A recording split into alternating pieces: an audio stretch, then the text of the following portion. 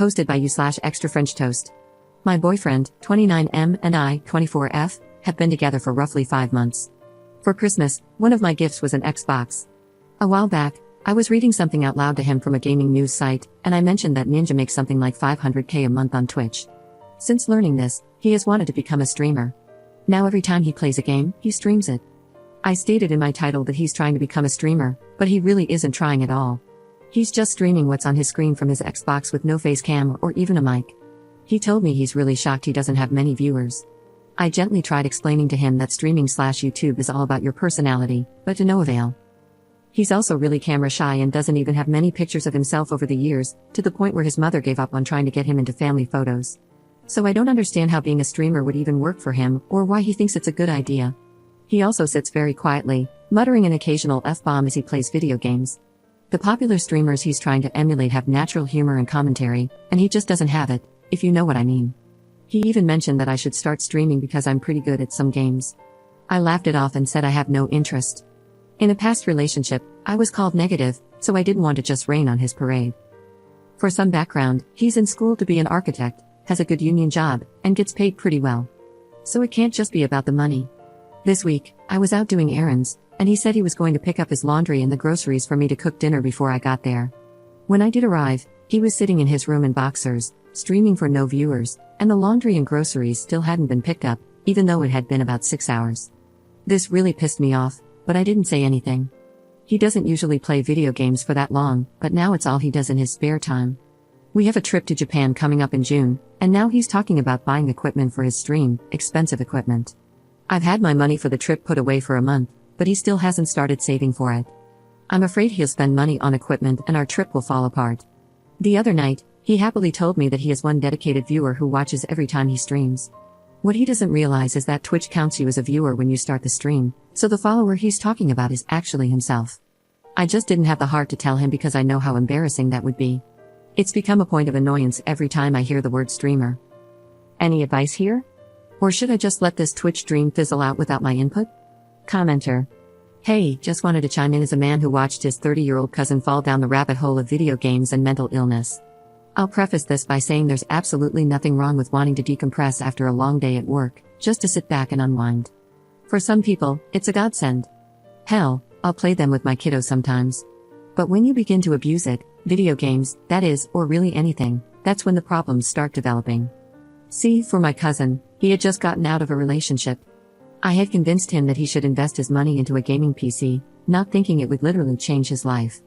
First, it started out with him playing these innocent MMOs, Star Wars. It was cool, we bonded, played for a while, and that was that. But then he started obsessing over this new universe. I would call him, and he'd be on this game. I'd text him, and he'd still be on this damn game. After a while, I just stopped talking to him because literally the only thing he'd talk about was that effing video game. He would play from the time he got up to the time he went to bed. 16 hours a day. 16 hours he would play Star Wars.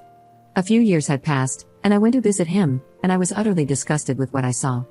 Effing dog crap on the floor, just left there. He was smoking in the house, with 2-liter bottles of Mountain Dew overflowing his garbage can. I saw him step over the dog crap while heating up leftover Hot Pockets. I just couldn't believe it. He had developed agoraphobia during this time and absolutely refused to leave the house. It got worse to the point where he wouldn't even go outside to socialize with his friends or go to the store because he'd lose his mind if he was outside for any significant length of time. It got so bad that he didn't even attend the funerals of his own grandmother or grandfather, who lived 10 minutes from him. It was, and still is, effing pathetic. He's a complete loser in my eyes. No job, no kids, no social circle outside his virtual avatar on whatever game he's obsessed with. He doesn't acknowledge family birthdays or even send a text. His only form of income comes from the enablement of his father, but that's not relevant. Video games completely F my cousin's mind. I would honestly compare it to illicit substances, it can get that bad. Once someone has gone too far down, it's useless to try to snap them back to reality. Update 2 days later. Some of you may not have been around to read the comments after I posted this, but I provided more details on the situation that I didn't initially mention when a Redditor, who has since deleted their comments for the sake of privacy, related to me and explained how someone they knew was the same way and seemed to have a video game addiction. Their experience eerily mirrored mine. You can read my responses here. Yesterday, after work, I had to rush home to deal with some family matters, so I didn't get a chance to sit down with him and talk, except for a 5-minute phone call and briefly passing him at work. Today, however, my path was clear, and I was determined to speak to him about this. After waking up and showering, I checked the Xbox app and saw that he was last online 30 minutes ago at 7 a.m., which means, once again, he didn't sleep at all. I didn't contact him. His day off was today, and he called me at 3 p.m. to say that he had just woken up. I could hear Overwatch in the background, and he asked how my day was going. Then, before I could respond, he angrily said, "Why the F won't this guy get off, Hanzo? He effing sucks." I had a client approaching me, so I swiftly hung up. I called him back after work while I was walking home and decided to start with small talk before getting to the subject I was leading to. I didn't even have a chance to start before he asked why I was slightly out of breath. I told him it was because I was walking through snow up a hill. He said, "It's snowing?" It had snowed heavily for quite a few hours. His place is set up so that you can't enter the hallway to the kitchen or the front door without seeing outside. He hadn't even looked out of his window at all today and had spent the entire day in his bedroom playing video games. This snapped me into asking if he was planning to do anything else with his life besides playing video games. He said, "Of course, just not right now." He hadn't showered or eaten at all today, I asked, and he admitted it. I asked him if he thought that was healthy, and he replied with an edge, "What? Playing video games? Of course. Am I effing smoking meth or something?" I clarified what I meant and decided to say it directly. I told him I think he has a problem. The skipping work, not sleeping or eating, and the sheer amount of hours he dedicates to playing. He then did what most addicts do, got angry and spun it back on me.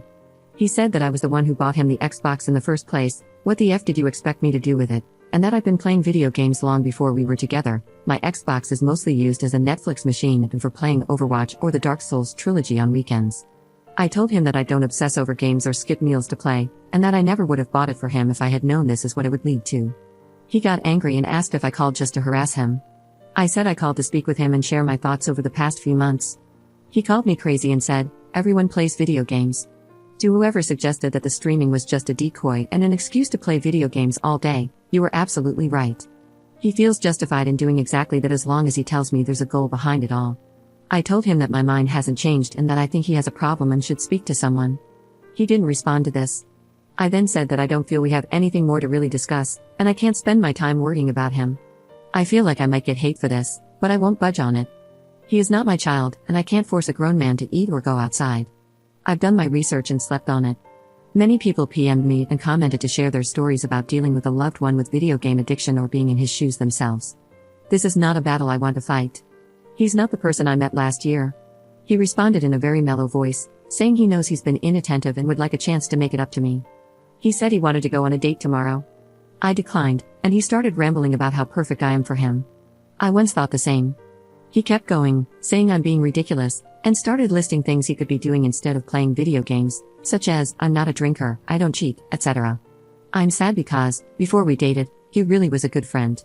I told him that I was almost home and had to go. He stayed quiet for a while and then said okay.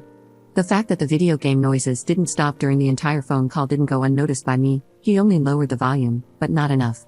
I didn't bring it up because I don't think he would have gotten off even if I had asked. We hung up, and that was that. Fortunately, I only see him in passing at work, and I will now make sure not to see him at all. It's a huge building, so it won't be hard. I'd also like to note that I received some very unpleasant PMs, calling me an absolute BTCH for not supporting him in playing video games, and saying that I'll regret everything when he becomes a famous streamer. Some even suggested that I only care about him skipping work and potentially being fired because I'm in it for his money. I'm prepared for more of those messages now that I've decided to walk away. And I am still going to Japan.